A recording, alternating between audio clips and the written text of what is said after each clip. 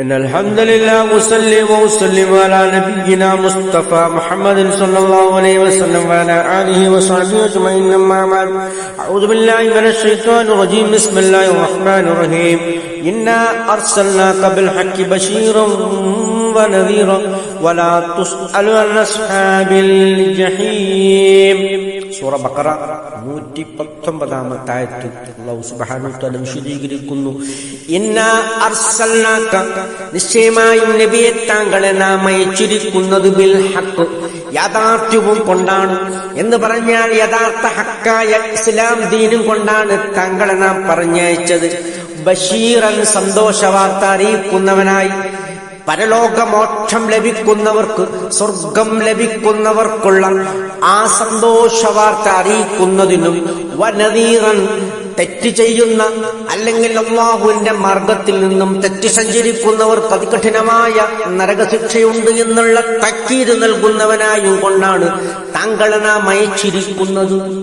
എത്ര കാര്യങ്ങളാണ് പറയുന്നത്? 3 കാര്യങ്ങൾ. ബിൽ ഹക്ക്, യാഥാർത്ഥ്യവും കൊണ്ടാണ് താങ്കളെ അയച്ചത് എന്ന് പറഞ്ഞാൽ യഥാർത്ഥമായ ആ ഇസ്ലാം ദീനും അതിന്റെ നടപടിക്രമങ്ങളായ ഖുർആനും സുന്നത്തും കൊണ്ട്. അതുപോലെ ബഷീർ, സന്തോഷവാർത്ത അറിയിക്കുന്ന, വിജയികൾക്ക് സന്തോഷവാർത്ത അറിയിക്കുന്നവനായി, വനദീർ, പരാജിതർക്ക് അതിന്റെ താക്കീത് നൽകുന്നവനായുമാണ് മുഹമ്മദ് മുസ്തഫ സല്ലല്ലാഹു അലൈഹി വസല്ലമയെ അല്ലാഹു തആല അയച്ചിരിക്കുന്നത്. വലാ തുസ്അലു അൻ അസ്ഹാബിൽ ജഹീം, വലാ തുസ്അലു, തങ്ങളോട് ചോദിക്കപ്പെടുകയില്ല നബിയെ, അൻ അസ്ഹാബിൽ ജഹീം, കത്തിജ്വലിക്കുന്ന ആ നരകാഗ്നിയുടെ ആൾക്കാരെ തൊട്ട്, കത്തിജ്വലിക്കുന്നതിനെ തൊട്ട് എന്ന് പറഞ്ഞാൽ കത്തിജ്വലിക്കുന്ന നരകം, അതിന്റെ പേരാണ് ജഹീം. ജഹീം എന്ന നരകത്തെ തൊട്ട്, അതിന്റെ ആൾക്കാരെ തൊട്ട് താങ്കളെ നാം ചോദ്യം ചെയ്യുകയില്ല എന്ന് പറഞ്ഞാൽ ഇഖ്തിയാർ, തെരഞ്ഞെടുപ്പിന് അധികാരം മനുഷ്യന് കൊടുത്തിരിക്കുന്നു.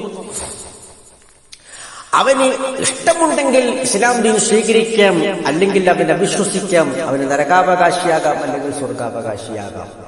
ലൈലത്തുൽ ഇസ്രാഇന്റെ രാത്രിയിൽ ജിബ്രീൽ അലൈഹിസ്സലാം മുഹമ്മദ് നബി സല്ലല്ലാഹു അലൈഹി വസല്ലമയുടെ മുന്നിൽ ഖംർ, അതായത് മദ്യവും അതുപോലെ ലബൻ, പാലും കൊണ്ടുവച്ചു. എന്നിട്ട് അതിൽ എന്ത് ഇഷ്ടപ്പെട്ട് തെരഞ്ഞെടുക്കാൻ പറഞ്ഞപ്പോ നബി സല്ലല്ലാഹു അലൈഹി വസല്ലമ ലബൻ, പാല് തെരഞ്ഞെടുത്തു. മനസ്സിലായില്ലേ?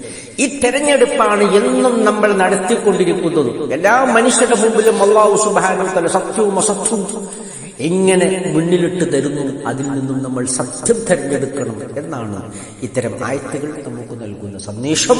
ഇത്രയുമാണ് ഇതുമായി ബന്ധപ്പെട്ട് നമുക്ക് സംസാരിക്കാനുള്ള. അൽഹംദുലില്ലാഹി റബ്ബിൽ ആലമീൻ.